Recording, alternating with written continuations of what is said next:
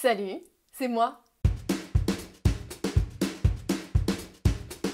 Bonjour à tous et bienvenue dans cette vidéo, bienvenue sur la chaîne si vous la découvrez, j'espère vraiment que vous allez bien, même si, je sais, c'est bientôt la rentrée, ça fout le seum, mais écoutez, on va essayer de passer un bon moment en vidéo, car oui, on revient sur une vidéo critique et ça faisait un petit moment, les amis, ça faisait un petit moment. J'essaie d'instaurer une petite tradition sur cette chaîne puisque je sors une vidéo toutes les 2 semaines et que, depuis que j'ai ce rythme-là, j'essaye au moins une fois par mois de faire une vidéo critique des films que j'ai vus pendant ce mois-là. Et là, en août, j'ai pas trop pu parce que, vous-même vous savez, en termes de liberté de se rendre dans certains lieux, il fallait certaines conditions auxquelles je n'avais pas accès à ce moment-là. Et bref, là ça va mieux, j'ai pu rattraper certains films, donc voici la critique, un petit peu à la bourre, des films que j'ai rattrapés cet été. On va commencer tout de suite sans plus attendre parce que les intros qui durent 2 heures, ça va 2 minutes, donc on commence tout de suite avec le premier film que j'ai rattrapé, Suicide Squad de James Gunn. Une bande de vilains constituée par un capitaine, un catcheur, un ratophobe, une dépressive, un gonze déguisé en twister. Si, vous savez très bien. Et évidemment l'argument marketing numéro 1 de ce film, Harley Quinn, vont faire une mission suicide pour buter une espèce de gigantesque étoile de mer et il va y avoir pas mal de morts. J'étais pas mal hypée par le fait de faire comme si, hop, on n'avait jamais fait de Suicide Squad, oublions cette énorme bouse qui est sortie en 2016, et rasons tout et repartons à zéro. Et vous savez quoi? Eh ben j'ai passé un bon moment. Attention, c'est pas du tout exempt de défauts, mais j'ai bien aimé cette atmosphère de on fait genre comme si on était au premier degré, et en fait il y a une espèce de too much assumé qui moi m'a fait beaucoup rire avec le nombre de morts, le design hyper kitschissime de l'étoile de mer tueuse, le délire autour de la mère de Twisterman là, etc. Ça fait genre ça se prend au sérieux et en fait ça abuse dans tout et ça j'ai bien aimé. J'ai trouvé ça par contre bizarre et un petit peu frustrant que pour le coup le personnage d'Harley Quinn soit un peu plus premier degré. Elle a perdu un peu de sa folie, bon elle est toujours complètement folle et elle est toujours rigolote, mais elle était un peu plus cadrée, un peu plus canalisée que dans les autres films et j'aimais bien son côté complètement déluré et fou et insupportable qu'elle avait dans Birds of Prey par exemple. Donc dommage, mais elle avait quand même de super scènes d'action, notamment celle avec toutes les fleurs qui explosent qu'on voit dans la bande-annonce. Que j'ai trouvé vraiment magnifique, mais voilà, dommage pour ce petit côté-là. Et en parlant des scènes d'action, je les ai trouvées super cool, on est vraiment immergé dans l'action, il y a plein de bonnes idées de mise en scène, ça fourmille vraiment d'idées, on est plongé dans le truc, et il y a un rythme hyper soutenu qui est très agréable, à aucun moment j'ai regardé ma montre, et j'ai trouvé ça hyper fluide. Il y a plein d'idées chouettes de réalisation, ça essaye des trucs, ça se fait plaisir, et ça se voit, ça se sent, et du coup ça nous fait plaisir aussi. Et j'ai passé vraiment un bon moment avec des vrais moments de rire, il y a plein de bonnes idées, j'ai trouvé, l'arrivée dans le camp des rebelles, je veux pas spoiler mais vous voyez ce qui se passe, ça m'a fait trop rire. Le personnage d'Idris Elba avec les rats, j'ai beaucoup aimé. Le délire autour de la mère de Twisterman, oui je vais continuer à l'appeler Twisterman, et plus généralement tout le personnage, j'ai beaucoup accroché. Le personnage de Peacemaker aussi m'a fait beaucoup rire, et même le personnage du requinou là, m'a fait rire, et pourtant c'était mal parti parce que vu la gueule du machin, j'étais pas partie conquise. Parlons des points négatifs. Eh bien, je le dirais, et mine de rien, ça en dit beaucoup, que j'ai dû voir ce film il y a à peu près 10 jours, maxi 10 jours, et que pour vous raconter le résumé, j'ai dû chercher sur internet. Je ne me rappelais plus de l'histoire. Ça veut bien dire ce que ça veut dire, quoi. C'est que le scénario est loin d'être mémorable. Je me rappelle des choses qui m'ont fait rire, je me rappelle de plein de plans, mais l'histoire... Et il y a aussi du coup je trouve plein de choses qui sont un peu prétextes, qui sont un peu gratuites juste parce qu'elles sont stylées.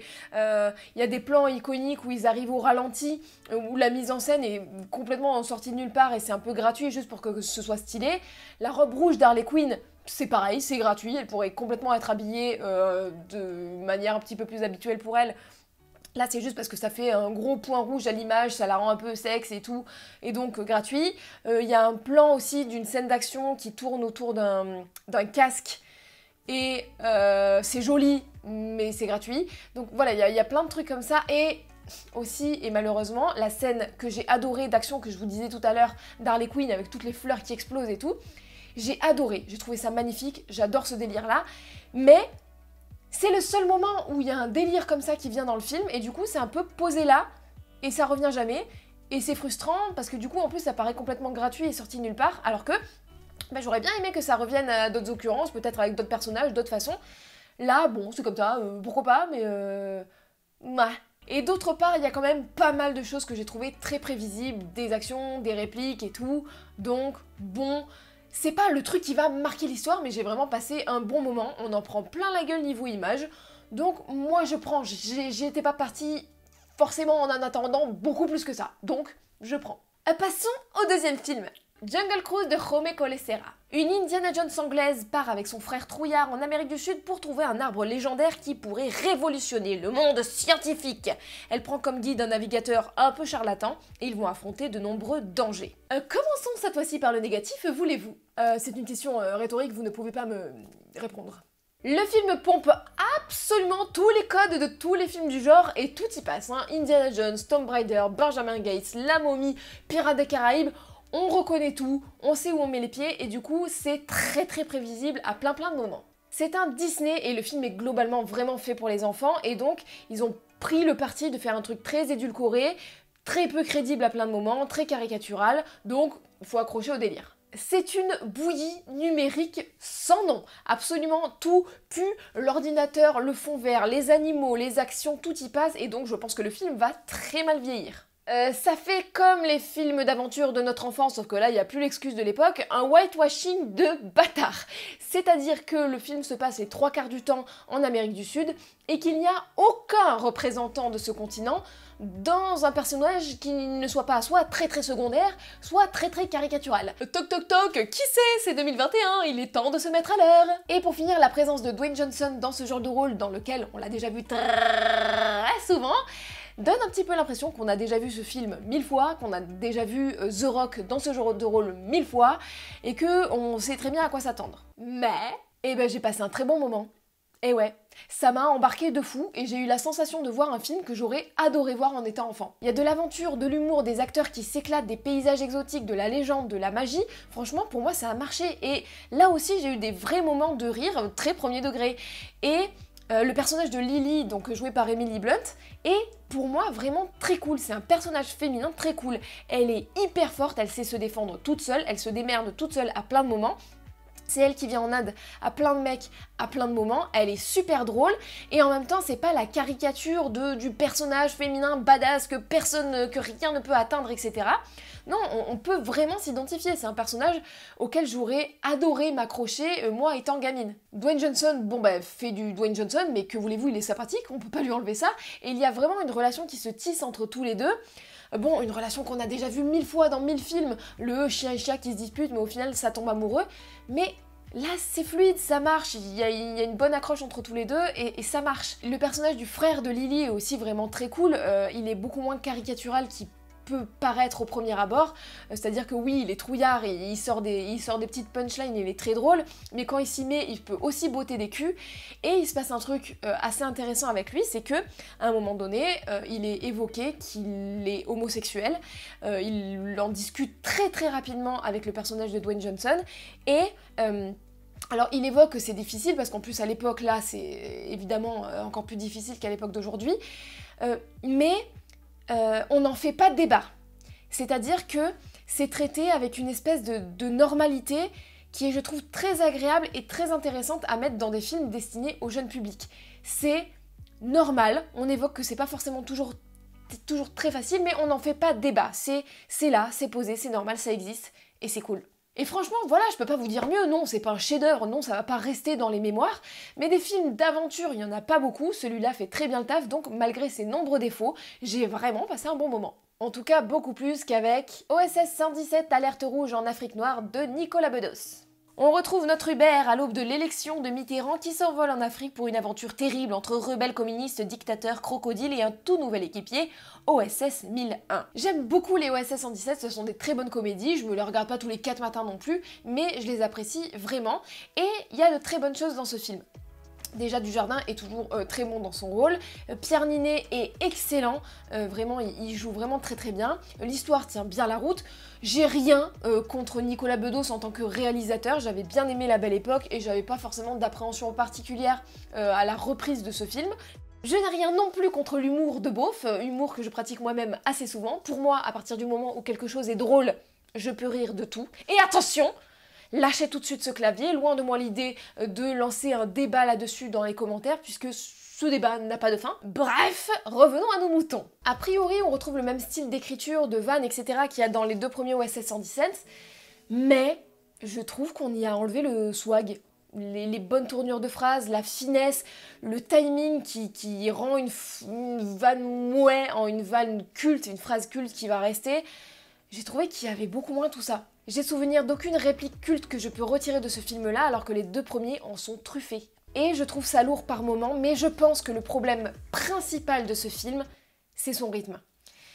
Il est trop long, il aurait fallu enlever 25-30 minutes et je pense que beaucoup plus resserré, il aurait été beaucoup plus efficace. Là, il y a des grosses longueurs, il y a vraiment un manque de rythme qui, je pense, désamorce à plein de moments des vannes. Et là, j'ai regardé l'heure un paquet de fois pendant le film, et ce, dès les 20 premières minutes. Et aussi parce que j'ai trouvé ça hyper prévisible à plein de moments. Le coup de Pierre Ninet quand il est au bord du fleuve, à un moment on voit le truc venir mais à 10 000 et du coup ça rend la scène très très longue alors qu'il la joue très bien, mais ça la rend très longue, très peu rythmée parce qu'on sait ce qui va arriver. Pareil avec le coup de brancher et débrancher l'ordinateur, etc.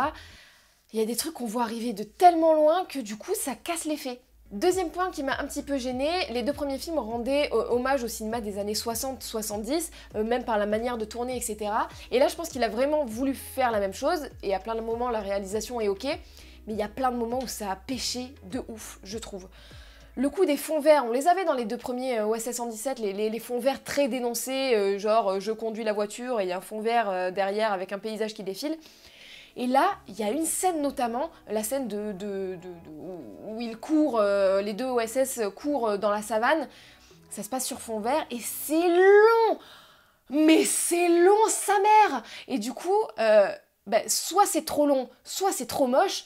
Mais en tout cas, il y avait un truc qui allait pas, quoi. À plein d'endroits, j'ai trouvé qu'il y avait des problèmes de points. Le plan était flou et le point était fait à un endroit complètement random du plan.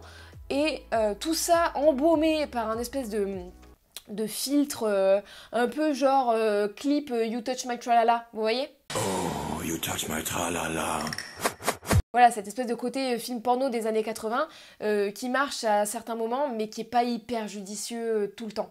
Et je pense que tout ça était volontaire, mais je sais pas si c'est parce que c'était peut-être un peu maladroit par moment ou si c'est parce que le rythme a fait qu'on avait bien le temps de remarquer ces trucs-là et ces défauts et de les trouver un petit peu longs.